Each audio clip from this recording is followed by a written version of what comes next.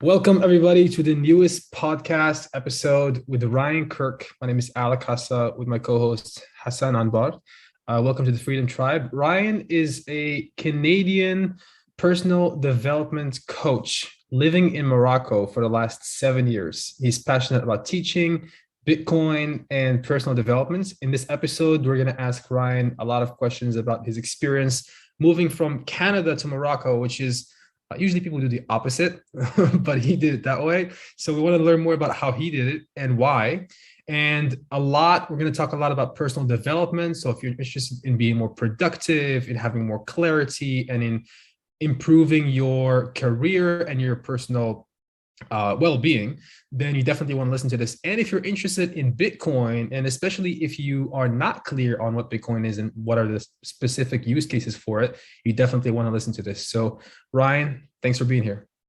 My pleasure. Thanks for having me, guys. Awesome.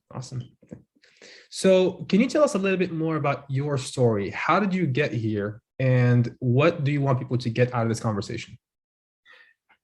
Okay, well, first, I left Canada when I was a young married guy. My wife and I moved to Australia many years ago. And so I think that began our overseas journey. You know, when you think about leaving your home country and moving to a new place, once you've done that, it kind of opens up the world to you, and any place seems possible. And Australia was obviously much easier because I could speak English well, and the cultures were very similar. The process was very clear, and so that was much easier, though it was much further from home. And then moving to Morocco was kind of the next step, and that came years later. That's great. That's awesome. And how or why did you choose Morocco? Originally, I came here on a holiday. So my wife and I were here on a vacation. We kind of visited a few places in North Africa. And so when we were in Morocco, we just spent a week. You know, we went to Marrakesh, we went to Casablanca, we did touristy things, but we really enjoyed it. And we had traveled a lot previous to that, but really loved the country, enjoyed the experience. We loved living close to the ocean, just like we had when we lived in Australia. And when I heard about a job opportunity that opened up a way to come here, it seemed like a great next step for our family. That's great. So you know about culture shock, right? So people, when they travel, they're usually always kind of being shocked culturally speaking. So what was that like for you when you came to Morocco? Yeah, that's definitely an important thing to consider, especially when you're crossing a culture that's very, very different than yours. So, you know, when you think about my experience previous to this, moving to Morocco, there's huge language barriers, different religion, you know, things like the call to prayer and mosques being everywhere. In addition to just different foods, different styles of dress and a lot of people, lots of different ways of driving in traffic. All of it contributes to feeling, wow, I'm not from here, I'm out of place. And people can go through a lot of stress and anxiety, and that can last a long time. You know, my wife and I still are making cultural discoveries, having new insights, realizing we've been making mistakes. We're still learning language. You know, I have a private tutor to try to improve my Darija. Yeah, this is like an ongoing long-term thing. I think initially what helped was that we had traveled a fair bit, and we did have some friends that we had met here that were able to, you know, give us some advice. And we kind of came in with the mentality that we can figure it out. So because we had moved overseas before, we knew that it takes time and that it's a very slow process, and that there's different seasons. You know, you go deeper into a culture, and that gives you a better long-term perspective to deal with some of those stresses as they come up. That's great. Great to know. I mean, it is to a lot of people, especially in North America, they don't really know even where Morocco is. I mean, for somebody like me who's been there before, so you always get questioned about, is that next to Brazil? Is that next to India? Because then they look at your face and try to locate where you're from just based on your, you know, how you look. I looked, or I still look, you know, Latin American, Mexican, whatever, because that's what most people thought I was when I was there. So the question was always, oh, is it like by Mexico? Is it Nicaragua or whatever? So it was always funny. So, the being in Morocco, uh, in finding out about it is it's always good for us. So we like when people learn and come to discover this place, and you can see it in the culture. You can see it in the people who always loved having people come here, and it's open in a way. Yeah. My other question would be a little bit about you having gone through the whole process, of moving. Would you do it again? Yeah.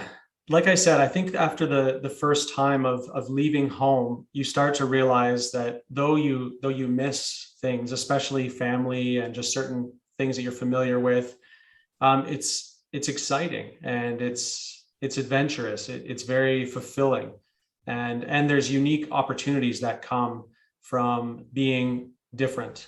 And so I've tried to leverage some of those in my business here. I do all my teachings in English, which is a competitive advantage that I have as a native speaker in a place where there aren't as many, and try to leverage that sort of foreign aspect of it. But yeah, I would definitely do it again. And my wife and I, we don't plan on moving anywhere. We're rooted now. We have 3 kids, and so we're not planning on going anywhere. But I would do it again. If there was a new opportunity that came along at the right season of life, I'd be open to it. That's always good to hear. So you've been here since 2014. Have you noticed or witnessed any progress in like the quality of life? I mean, the lifestyle. I'm sure there's not that much progress, but have you seen any over the last 7 years? Oh yeah, tons. I mean, Morocco has changed a tremendous amount, particularly when it comes to digital innovations and infrastructure. We still have a long way to go. I saw somebody kind of complaining about Morocco being behind or something. And that's one way to look at it. You can look at a city like Dubai, or some really developed country, and think, oh, they're ahead of us. Why are we so far behind? But I think when you look back and you just consider the progress that's been made, it's pretty exciting. And so in the short time that I was here, the comment on LinkedIn I'm referring to was related to the digital scene in Morocco. And I said, when I arrived 7 years ago, not a single bank had an app. All banking was done either on a website, or you had to go in person. And now, they're pushing people towards banking on their phone, and internet penetration, smartphone usage, online purchases. All of these things have radically accelerated in Morocco just in the last 5 years, and COVID even enhanced that further. And so this creates a lot of opportunity for somebody who's a tech entrepreneur, wants to start up some kind of digital business. I think this is a great place to be.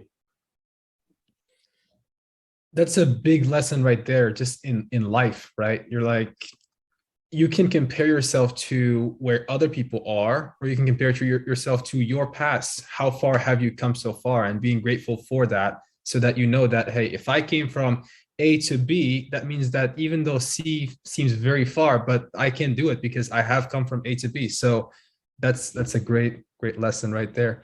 Yeah, exactly right. Yeah, let's move into a little bit of personal developments, if you may.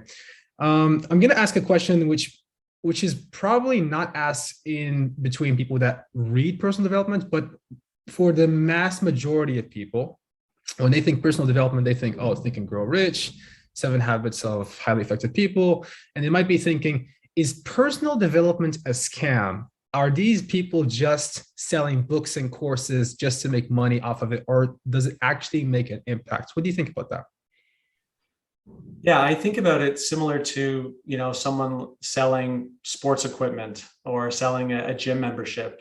If I worked at City Club and January is coming up, we're really close to the new year, a lot of people are going to walk in the doors of a City Club around Morocco, and they're going to sign up for a gym membership.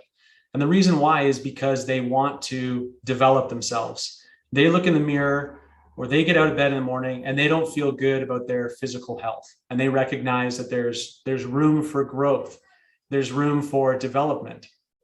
Now, hopefully the person behind the counter is somebody who actively works out at the gym. And they found, hey, when I come in here and I exercise and I work my body, I feel better about myself. I've gotten stronger. I've lost weight. I look good. I have more confidence. I have more energy. I have a better attitude. I sleep better at night, etc. They believe in the value of the membership at the gym. However, they may also realize only about a third of the people that they sell a membership to are going to put it to use. And they might sell a membership and they don't really know, is this person going to be here in February, in March, in April, in May?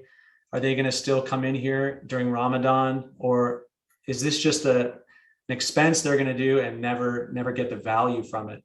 So it's similar, all the courses that I teach, I believe in the content, and I've personally applied these principles in my life and seen them to be effective. And I'm still continuously improving and growing. However, the value that somebody gets from taking a course or reading a personal development book is really up to them. They have to decide to put the learning or put the principles and use them in their life. It's really up to them. So I don't think it's a scam, but I do think there's a lot of people that sign up for something in hopes that just sitting in a course is going to change their life, and it won't. You really got to put it into practice. Yeah, absolutely. And just to follow up on that, I'm a big believer in personal development. And I used to be that person who was thinking courses are not worth it. These people are making millions of dollars off of you just by selling you these courses. Most people who buy a course don't become successful. And it's true. Most people who do buy a course don't. There's a frightening statistic that I've seen in the last year that said over 80% of people who buy a course never watch past like 10% of the course, if it's a video course, and let alone books, let alone reading. Like people even people who buy books, they're probably not going to read most of them. And you can get into a long debate into, okay, why is that? Is it because those people who do buy courses have unrealistic expectations that the course will just magically solve their issues? It's a magic pill, which it's definitely not.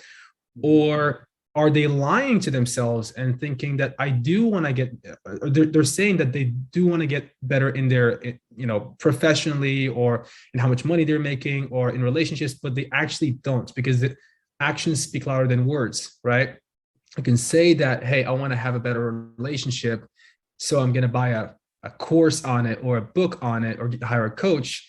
But your actions are saying, hey, instead of you attending the course or watching the videos, you're watching Netflix or doing whatever. So you're not making the proper sacrifices to back up your claims. It's a lot that can go into it. Yeah, I agree. And I think it's both of what you said. Some people are sort of hoping it's a magic pill. It feels like when I go and pay a bunch of money to get a gym membership, I already feel healthier. I already feel better about myself, but nothing's really changed yet. I haven't put in any work, but it's just me being excited about future me. But really the change happens when I just consistently put in that time. And then I also think it's the second one too, that we lie to ourselves. We don't always truly count the cost. So I might say, yeah, I really want to make this change, but if I'm truly being honest with myself, I don't want it more than I want to sit on the couch and watch Netflix. So we have to really count the cost. And oftentimes you just think, well, it's this much per month. We just think of the finances, but then when you start to go further and say, but okay, it's going to involve my time. I'm going to have to sweat to lose these pounds. I'm going to have to actually put in the effort. I'm going to have to say no to other opportunities. Is that a cost that I'm willing to pay? Everybody would love to have, 6-pack abs and, read 50 books a year. Everybody would say, sure, that'd be great. But you have to count the cost. How bad do you want it? Are you really willing to say no to watching Squid Game in order to read a book? Most people would say no, they're not willing to pay that price. So being honest with ourselves is crucial. Yeah, I do agree with you here. And I always like to use the analogy or the metaphor of courses or personal development stuff in general as tools. If you have something to fix at home, you're probably going to need a hammer or any other tool. But if you just go out and buy a hammer, but you don't know how to use it, it's just going to sit there. It's just going to be a waste. So that's how I think of it. Anything that you need in life, requires the drive that you need to do it. You need to do something about it. You need to learn how to use it. From anything. It could be as simple as a laptop. So if you buy a laptop, if you don't use it properly, you're not going to benefit from it. So there's an end goal that you want to get to. Maybe you want to build certain habits to become healthier, for instance, or you want to be able to have specific habits to be able to grow your business or have healthier relationships with people. But if there's no drive, as you said, how bad do you want it? That's always the question that I always ask people. How bad do you want it? It's not gonna come down to a tool. It's gonna come down to that, passion or drive that you have, and that's what's gonna drive it. Kind of like a lot of things that we've over the years, I've started a lot of businesses, and I wouldn't really call them failures. It's just I didn't have the passion to keep working on them. Like I would start a website, for instance. I've started probably hundreds. So if I'm not interested in the subject, I don't see an end goal in it, like close by, I wouldn't spend my time or my money working on it. That's because I'm not really interested. I'm not really passionate about that. That's why most of those failures, quote unquote, I would, they're not really failures. They're just me abandoning, whatever it is that I was trying to do, except for the things that I kept working on. So you see what I mean? Yeah, I do. And I think a huge part of this, and you mentioned it, is the ability to form habits. That's why one of the courses I'm most passionate about teaching is the power of habits for success. And I see you've got on your shelf behind you the book, The Power of Habits. I've got that sitting up here, as well as another one, The Compound Effect. And what I believe is that if you want to go get fit at the gym, you go into City Foot, Atomic Habits. Yeah. See, these 4 books that I have right here are kind of the foundation of the course that I teach, because you start off with motivation. You start off with drive. There's some pain point that you have. I feel unfit, or I don't have the knowledge I need, or I need to make more money, so I have to start a side hustle. There's some pain point that begins your journey, but then motivation fades. And a second season of Squid Game comes out and you think, I don't want to go to the gym, or I don't want to read a book. I don't want to put in the work to start this new business. Your motivation is gone. But if you have habits that you've developed, then it makes success far likelier. I'm gonna add another perspective to this, just to to add to what you just said. I think one of the biggest influences on our decisions to either pursue a course or not, or to watch Squid Game, or to work on my business, is the people that you surround yourself with, right? And that starts with your spouse. It starts with your family members, your friends, things that you consume online, jokes that you laugh at. What are the inputs, right? Because you're like you're like think of it as in engineering. You're going to have a black box. You have inputs and outputs, garbage in, garbage out, right? Good stuff in, good stuff out. So you always want to be monitoring your environment. That's at least that's what I do. I'm always looking at, okay, what am I consuming? What kind of, down to like, what kind of humor am I consuming? What kind of stand-up comedy do I consuming? Is that putting the right beliefs in my head or not? Is that helping? Is me laughing at this joke about relationships that has totally the wrong mindset about it improving my relationship with my significant other or not? Is me hanging out with this person, whenever we hang out, we talk about this thing about business and they're super negative about it, helping me to make better decisions when I'm working in my business? All of that plays into how I think of success. It's, to me, the biggest denominator is your environment.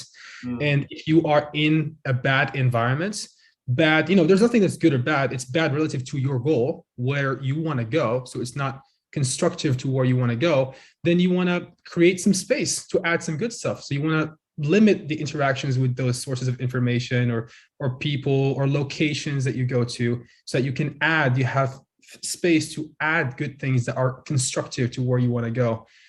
Talk to us a little bit about environments. What do you think about that? Yeah, I completely agree. How powerful your entourage is. And, we often think about it just with the people that we physically spend time with, but I love the examples you gave, just thinking about the information or the content that we consume, because for most of us, we're spending more hours in a day consuming digital content while we're alone than we are actually spending time with people. So, a lot of those, we forget that, a lot of those quotes are, you're the average of the 5 people you spend the most time with. We neglect to remember that that includes what you're listening to, what you're watching. Anyone listening to this podcast right now, they're spending time with us. We are part of their entourage. And the way I think about it is like a beach, and every single wave that washes up on that beach moves some sand, and you don't notice anything change. One wave seems to make no difference. But you come back the next day, you come back in a week, and you see the sands have shifted. It's never the same shape because it's constantly evolving. It's constantly adapting to the waves that wash up on it. And so we need to audit the waves that we allow to wash over our brains, to wash over the beach of our minds.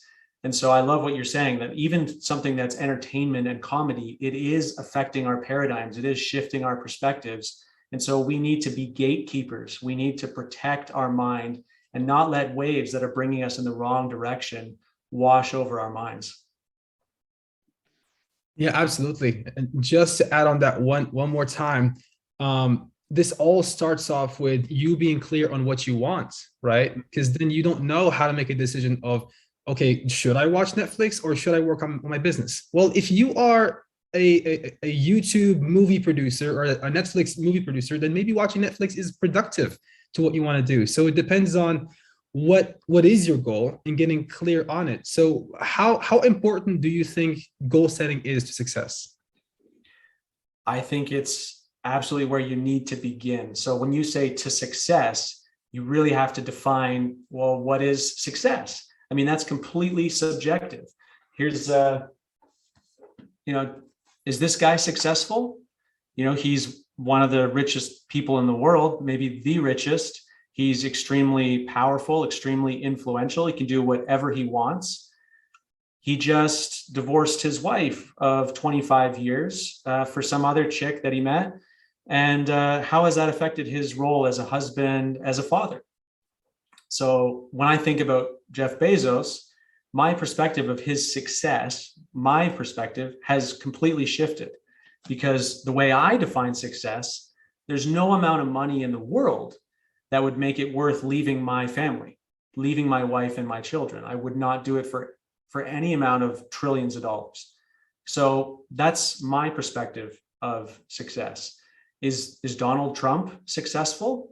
I mean, he's extremely rich, extremely powerful, extremely influential. He was the most powerful person in the world, you could argue, for a season of time.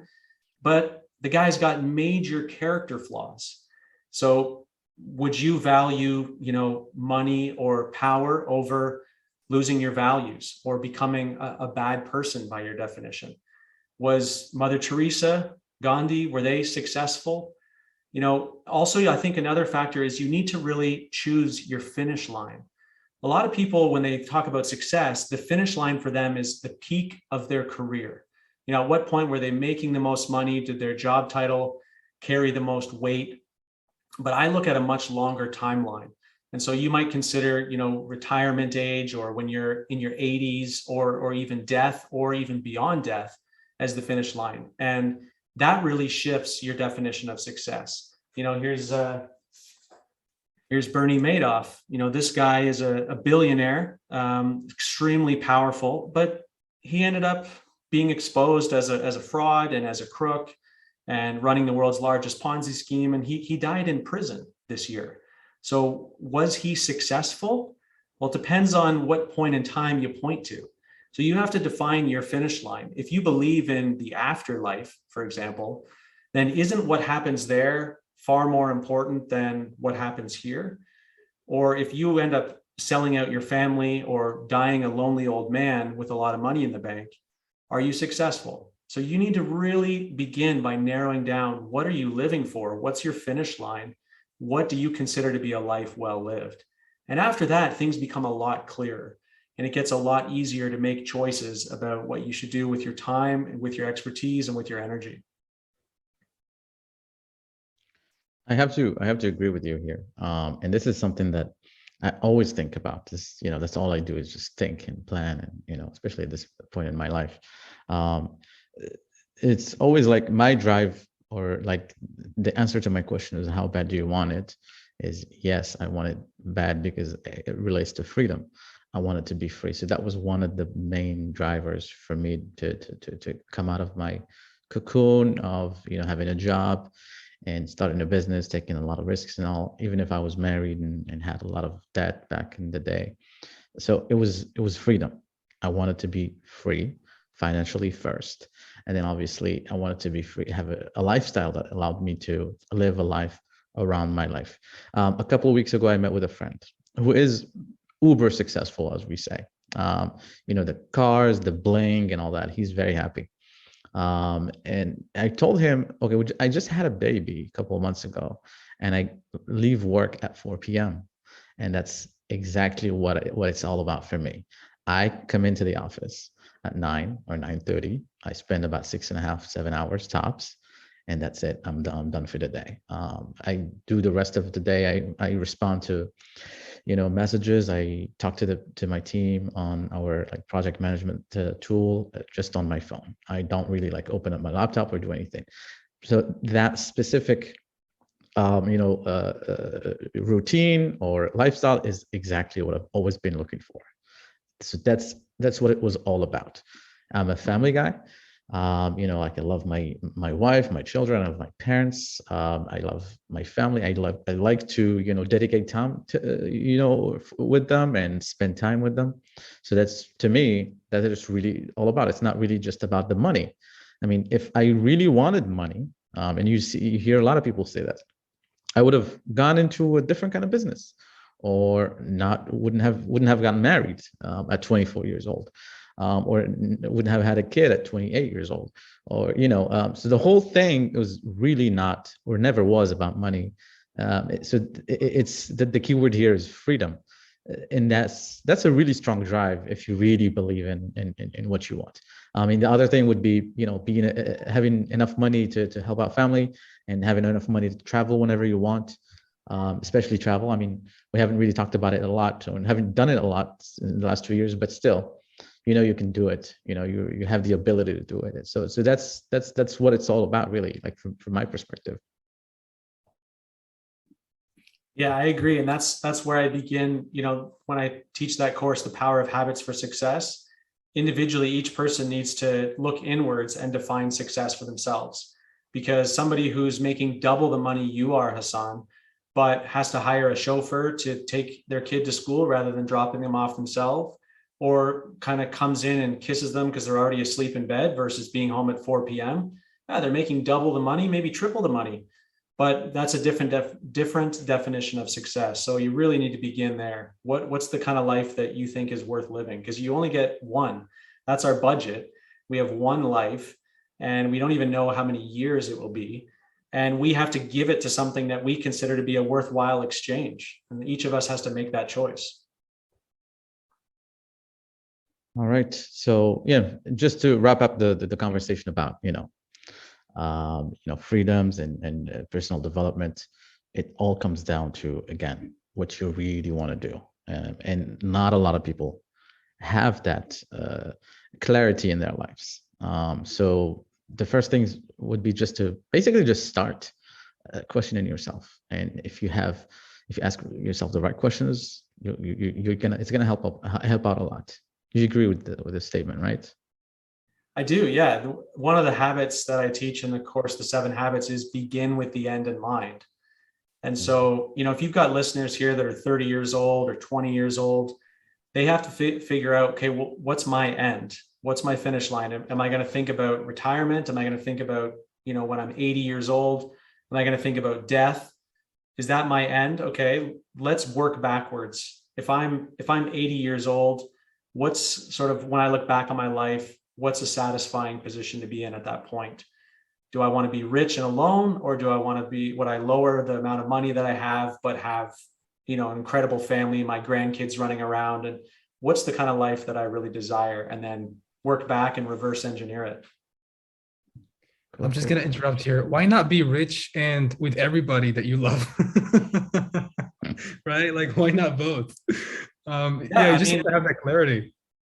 I guess you have to really define what's truly important to you, because you think about someone like Jeff Bezos. At some point, there were forks in the road. There were these small little decisions where it was like, it's my son's sports practice, or I'm supposed to pick up my daughter from school. It's 4 o'clock, but there's so much going on. It's the Christmas rush. Like, there was these small little forks in the road, and he chose, I want to grow Amazon. I want this to become the biggest company on earth. I want this to be the everything store. That was what he chose. And it took a long time, but 20 years later, you can see the fruit of those small choices. So there are some people who seem to have it all, but if it comes to money, they could have made even more money. You might think, wow, they're so successful. They're a millionaire. They could have been, a multi-millionaire. They could have had, 8 figures instead of 7, but at some point they lowered that to choose other priorities. Since we're talking about being rich and, having time, because you want to be smart about your money, that's going to be the perfect segue into Bitcoin. So you want to be smart. You don't want to work too much. You want to spend time with your family, be there for them, and you can still get rich. Like, Alaa said, he wants to be rich and he wants to have everybody around him. So tell us a little bit what Bitcoin is. This is a very basic question. Yeah. So the way I see it is it's a digital money. It's a money that's native to the internet, which didn't really exist before. And it's also digital property. And so it's like a way that you can store value in the digital world. So it's basically a computer program. It's software that was written by an unknown developer. Could have been a person, could have been a team of people. They're anonymous and haven't been heard from in over 9 years. But it's been running independently, created or maintained by the users around the world ever since then. So it's all pre-programmed and just follows a protocol to create this digital property. So you mean Bitcoin is not a way for me to become a millionaire? Because that's how everybody thinks about Bitcoin. They hear Bitcoin and they hear, oh, people are getting rich off of Bitcoin. But the actual technical definition is it's digital money, right? Yeah, I mean, in order to acquire Bitcoin, you need to have value to offer. At this stage, Bitcoin is expensive, right? One Bitcoin is about 500,000 dirhams at the moment. Now, you can buy a fraction of a Bitcoin. You can buy 100 dirhams worth of Bitcoin, but you need to have done something of value to earn that wealth. And so, starting a business, the people that are, primarily listening to this podcast are wanting to grow their career. They're wanting to start businesses. They want to offer some value in the marketplace in order to gain wealth. And then you need to figure out, well, what am I going to do with that wealth? Now, you might spend the majority of that wealth, but there might be some that you think, I want to store this for the future. I want to save up for one day buying a house, or I want to retire one day and not work every day, or I want to give money to my kids or my grandkids. And what are you going to do with that wealth that you've stored up? So you have your income at a month, and then you have your expenses that month. And if you're smart, there's a gap in between. There's a space there where you're earning more than you need to survive at this stage. We only have kind of 30 to 40 years of prime income earning years, and you're going to live for longer than that afterwards. And so you need to save some of that. So it might be it might be the summer right now, and it's the sort of the harvest season of your life, but winter's coming. And so you need to store something up for that season of life and for future generations. And Bitcoin is a way to do that. It's a means to store your energy and your value into the future. It's protected. So let's talk about it being a store of value or store of wealth. How is it a good store of wealth or a good store of value if it's so volatile? Like every 6 months, it's changing up by 30%. That's a huge shift. Is it a good way to store your wealth if it's that volatile? Yeah, I guess it depends on your timeline. So if you're thinking, hey, you know what, I want to buy a house in the summer of 2020, I want to buy an apartment, and I've got 100,000 dirhams saved up, and I'm going to put that towards real estate in 6 months, then I'd say I wouldn't put the whole thing into Bitcoin, because you're right. What if it drops 30% in value? What if instead of being worth, what if instead of buying a 20th of a Bitcoin, or sorry, a fifth of a Bitcoin, you could buy a fifth of a Bitcoin and maybe it's going to be worth a whole lot less dirhams by the summer.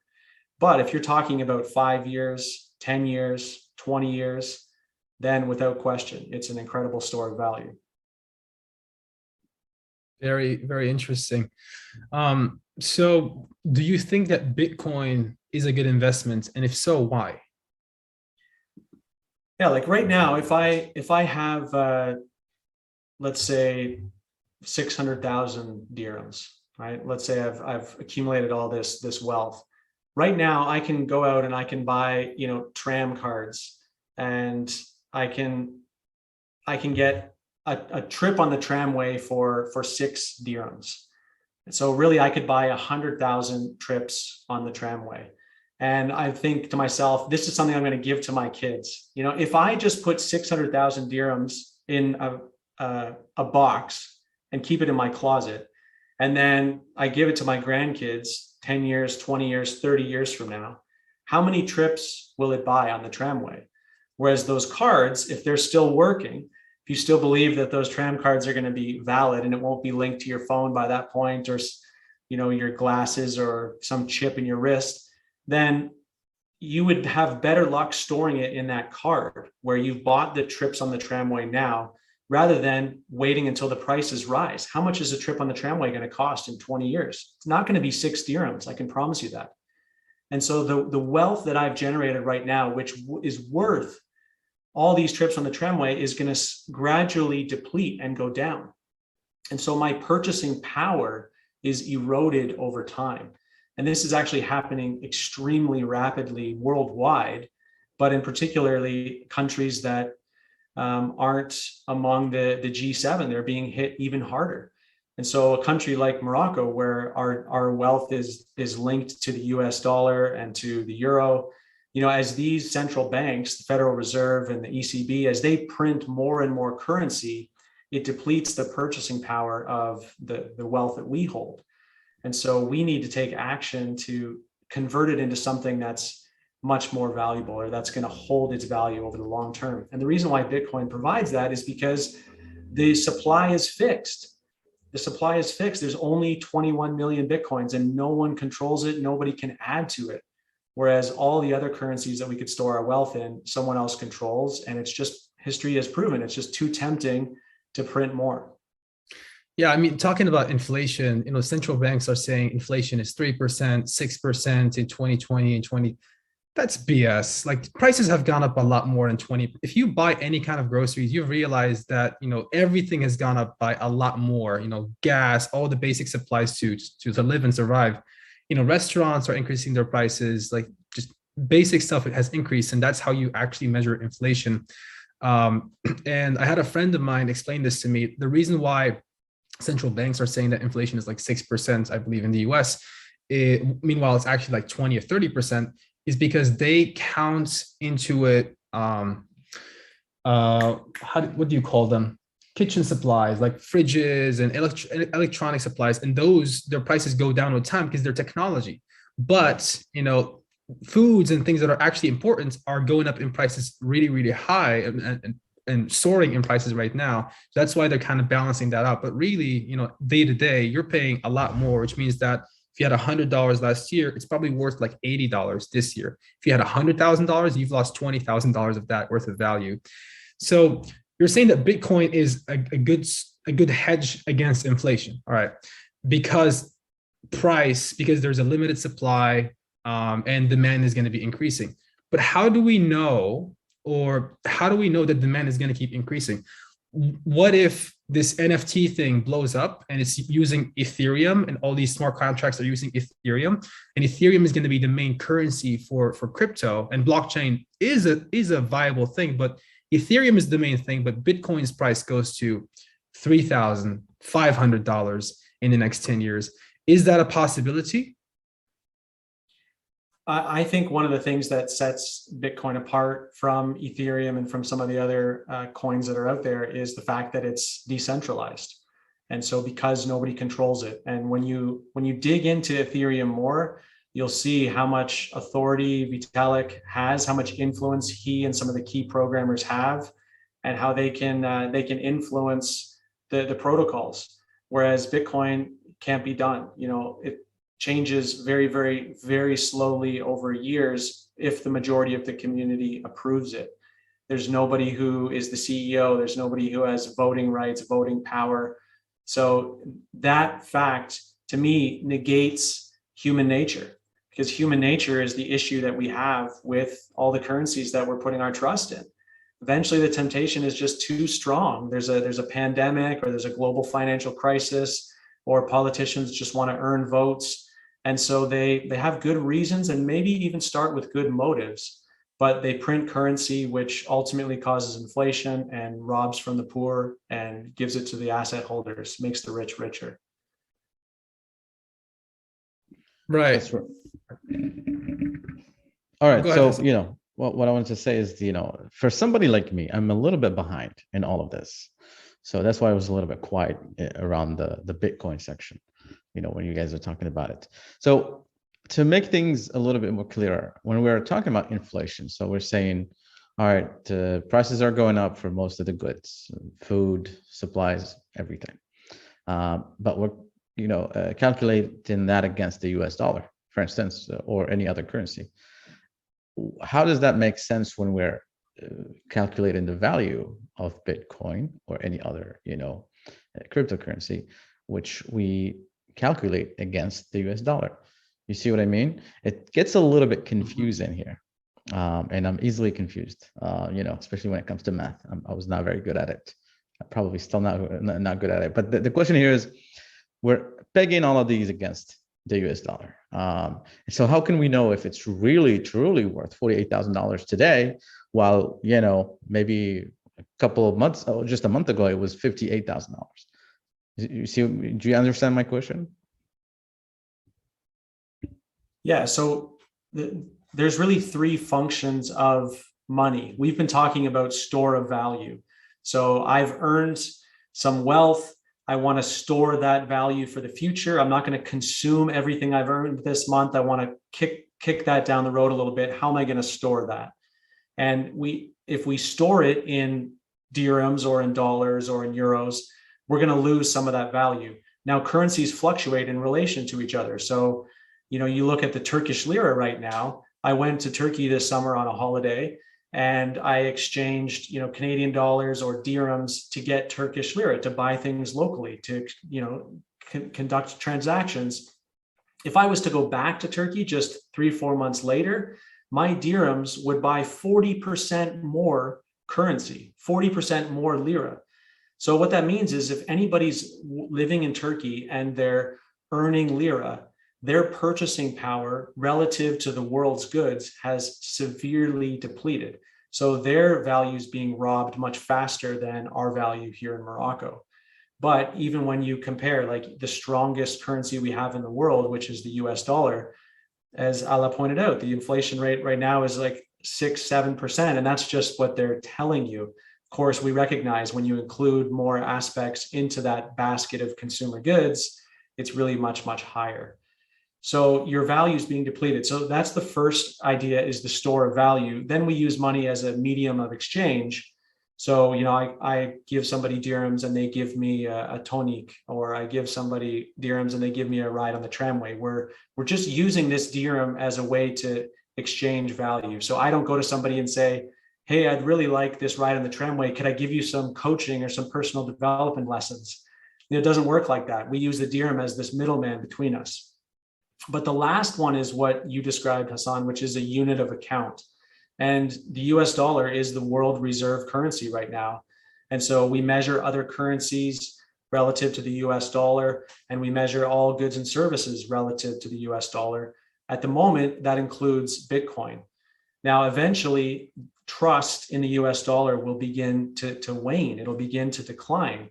when people recognize, wow, the Federal Reserve is just printing more and more, and it's becoming less and less valuable, eventually someone's going to say, okay, yes, it's worth this much USD, but really, how has the value changed? So, if I own a piece of real estate in Denver, Colorado, and it was worth $100,000 in 2020, and now it's worth $150,000, have I really made $50,000?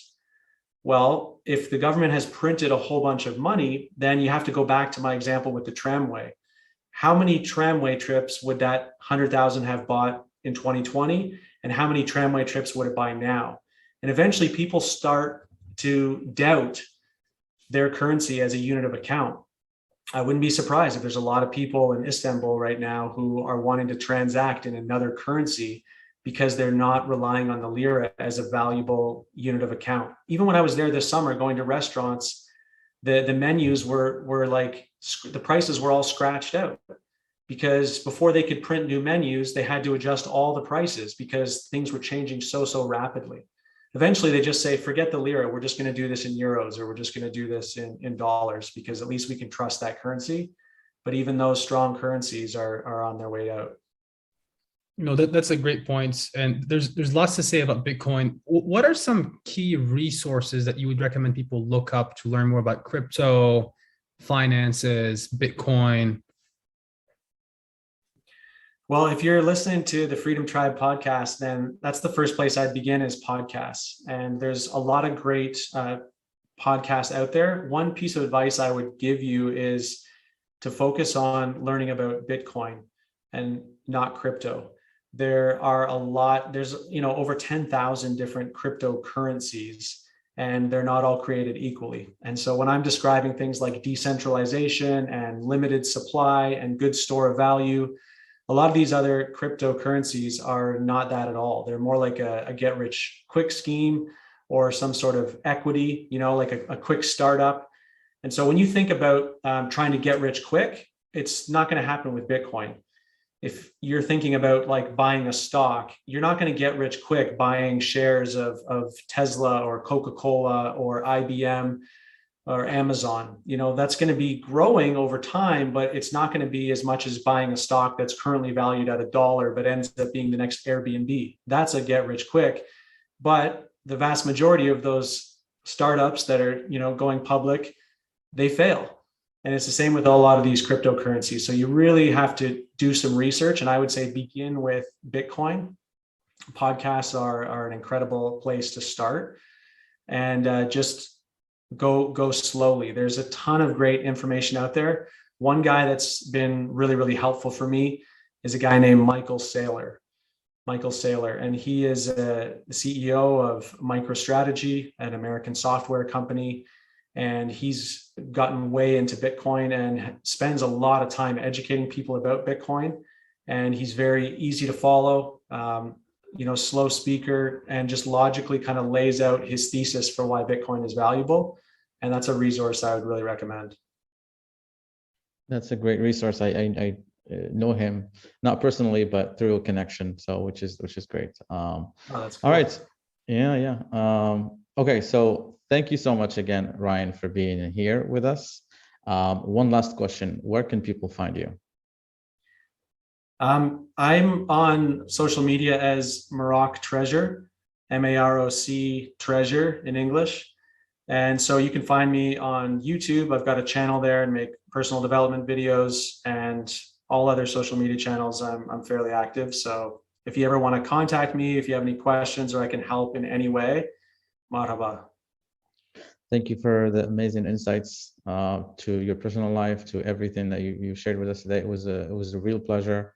And I hope you guys enjoyed this episode, and we'll see you in the next one.